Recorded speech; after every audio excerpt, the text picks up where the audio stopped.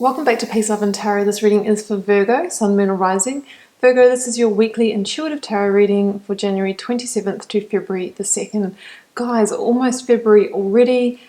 This second month of 2020 already is going fast. Now, the cards we have for you this week, we have the beautiful Great Gathering Oracle card. We have the Knight of Cups, the Five of Wands, the Three of Cups, the Seven of Swords, the Eight of Wands, and the Two of Cups. So we almost have like the 1, 2, 3 cups going on here, guys. You know, we are dealing in the realm potentially of, love, romance, feelings, emotions this week. Yeah, we see some quarreling, some pettiness, and potentially either some deception or something going on behind the scenes here. So interesting little reading. Cards are what they are. I'm going to read the energies of the cards and let's see how it unfolds. Okay, so I'm going to start here. I feel like some of you may have been going through a period in the recent past of quarreling with a close connection. Now, the Two of Cups can be that soulmate or twin flame energy. It's not limited to love, guys, because it could be somebody that you're connected to emotionally in business as well. A very close, colleague friendship or, creative collaboration, that kind of thing. But generally with the Two of Cups and the other energies that we see here, this is in love or romance. So potentially with a water sign, so Scorpio, Cancer or Pisces or Leo, but doesn't have to be. So the Five of Wands can be the energy of petty arguments, that kind of tit for tat, one-upmanship. If it's in the workplace, it can be gossip, corporate politics, that kind of thing. It's kind of the energy that arises when one party's just not feeling quite right, might be feeling uneasy, might be getting an intuition that, something isn't quite right in the situation. Now, so that can be, look guys, I'm going to say it, we do have potentially third party energy there with the Three of Cups. So it could be, in the extreme case scenario that there is somebody that's having an affair. In the workplace, it could be somebody that's trying to move in on your opportunities or undermine you, that kind of energy. But, with this Five of Wands, it's, somebody in the situation is using their power and energy in the wrong way, using it to, start pettiness, arguments and fights rather than using it to focus and move forward. So I feel like that energy's there. It's been going on for a little while. And I feel like it's because of something that's going on behind the scenes.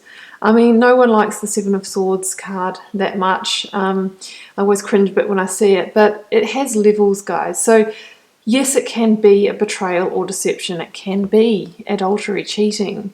It can be somebody trying to take from you financially, or, we've got the Suit of Swords here. So someone trying to undermine your talent, someone trying to get the better of you, someone trying to stop you achieving, that kind of thing.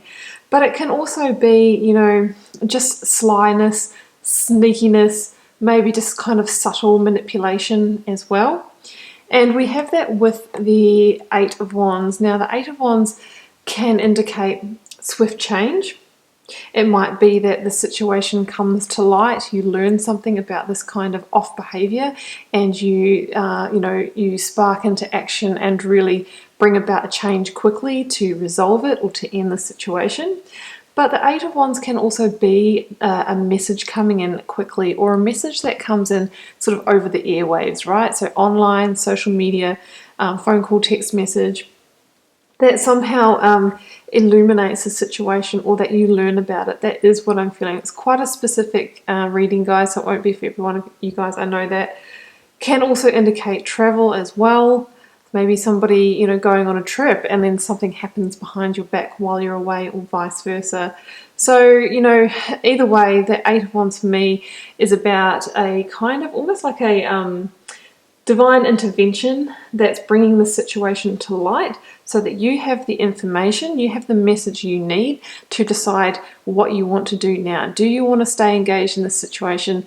Can you resolve it? Or do you need to just move on?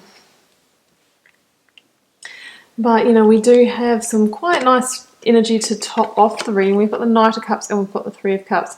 So a couple of meanings here, guys. I mean, this can be an apology from that person. If the situation, isn't too serious, then it might be just a matter of having some open conversations, smoothing things over and carrying on. For others of you, if this is somebody that was really playing around on you or doing some kind of dirty, whether it is in business or love, it might be all over. But the promise is that there could be new love or emotional fulfillment on your horizon. Maybe not this week, but in the near future to come. Either way, I do feel that there's going to be cause to celebrate this transition that you're going through. Now, the Three of Cups shows celebrating with friends and family. So it could just be that, once this is resolved, it's like, okay, thank goodness that's over. Let's move on. Let's move on to happier, better times. It can also, in linkage with this card here, with the Knight of Cups, it can indicate an emotional offer, an emotion of love that's going to grow and expand quickly, because we're going from 1 cup to 3 cups. And it shows an opportunity that's worth investing in, because these people are celebrating a harvest, and harvest is an indicator for abundance. So it's showing that this person that's coming in could be, so it could, sorry, losing my train of thought there. It could actually be somebody that you can collaborate with and actually achieve some sense of abundance, whether it's emotionally or financially. And the Knight of Cups can be, if it's a new person coming your way, it is the Knight in Shining Armor card. So it can be somebody who is very charismatic, very attractive, easy on the eye, good looking, and very magnetic as well. So watch out for that individual coming in. But either way, there is a way to either resolve the situation or celebrate that you might be moving on from somebody that just didn't have your best interests at heart. Okay, guys, we're going to read out the Oracle card to close out the reading. The Great Gathering. It's all coming together. Intuitive hits and soul tribe.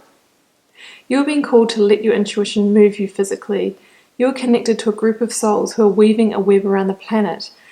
And as you travel and share your creations, something is rethreaded. This card is acknowledgement that you are either being called to connect with others who are like you at a soul level, or that you already are. You're being called to gather groups of people, either by leading them or becoming part of a group that can support you on your soul's mission.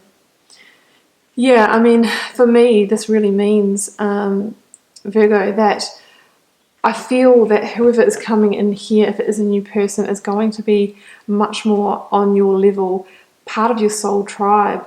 And I feel like you're going to start magnetizing those kind of people into your energy field if you clear the space and maybe either get rid of those that aren't in alignment with you, or work to resolve situations of conflict so that then you are, more on the same page. So it's a pretty specific reading here, guys. I know it's not going to resonate with all of you, but the cards are the cards that come out. I'm reading the energies of them. So do keep in mind, it's a general reading and it won't be for every one of you guys. But feel free to leave me a comment, because I always love to know how it's resonating in your daily life. And I'll see you back here next week for another reading.